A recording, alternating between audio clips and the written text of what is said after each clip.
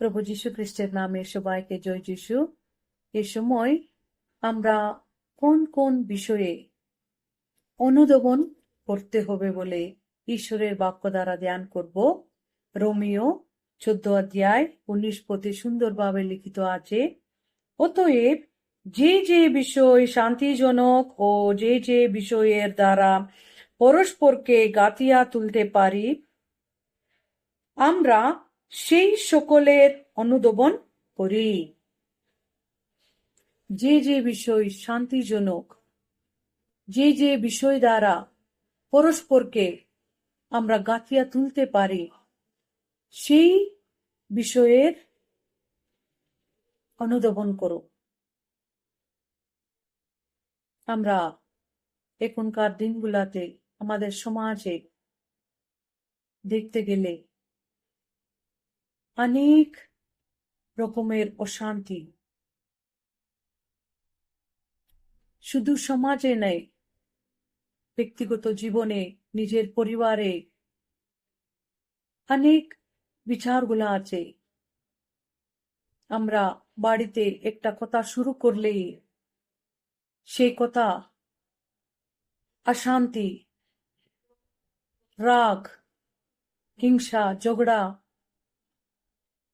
সেইগুলাতে নিয়ে যায়। কিন্তু ঈশ্বরের বাক্য বলছে সেই রকম কোনো কথাগুলা, বিচারগুলা তোমরা করো না। যেটা শান্তিজনক সেই বিচারগুলা তুমি আলোচনা করো। যেটা অন্যজনকে গাঁথিয়া তুলতে পারে সেই বিচারগুলা তুমি আলোচনা করো। সেই কার্যতে তুমি আসক্ত হও। এটাই ঈশ্বরের বাক্য আমাদেরকে বোঝাচ্ছে। আমরা অনেক সময় এই সমাজে দেখি কেউ কাউকে উপরে উঠতে দেখতে চায় না, উপরে উঠতে দেয় না। সবাই অন্যজনকে নিচে নামাতে চেষ্টায় আছে। কিন্তু ঈশ্বরের বাক্য আমাদেরকে স্পষ্টভাবে বলছে আমরা পরস্পরকে গাঁথিয়া তোলার জন্য অনুধাবন করতে হবে, চেষ্টা করতে হবে, সে কার্যতে আসক্ত হতে হবে। কেননা আমরা ঈশ্বরের সন্তান। ঈশ্বর সেই কাজের জন্য আমাদেরকে এই পৃথিবীতে রেখেছেন। সেই শ্রেষ্ঠ কাজ, মূল্যবান কাজ আমাদের দ্বারা তিনি করতে চান। আমরা যে কোনো জায়গাতে যাই না কেন, যে কোনো স্থানে থাকি না কেন, সেই জায়গা শান্তিজনক আমরা করতে হবে।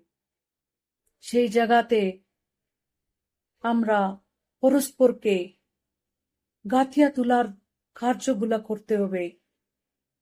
এই কার্যের জন্য ঈশ্বর আমাদেরকে মনোনীত করেছেন। এই কার্যে আমরা যেন আসক্ত হয়ে অনুধাবন করতে পারি। ঈশ্বর আমাদেরকে সাহায্য করুক। আমরা কাউকে নিচে নামাবার কার্যে আসক্ত না হয়ে আমাদের কথা দ্বারা অশান্তি যেন না জন্মায়।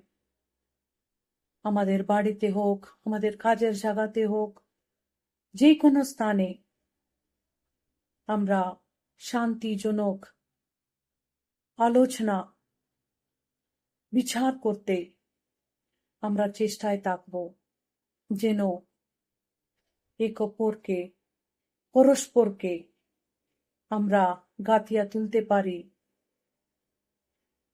কেননা সেই কাজের জন্য ঈশ্বর আমাদেরকে মনোনীত করেছেন। এইভাবে থাকতে ঈশ্বর আমাদেরকে সাহায্য করুক। ঈশ্বরের বাক্য আমাদের আধ্যাত্মিক জীবনের জন্য লাভদায়ক করুক। আমেন।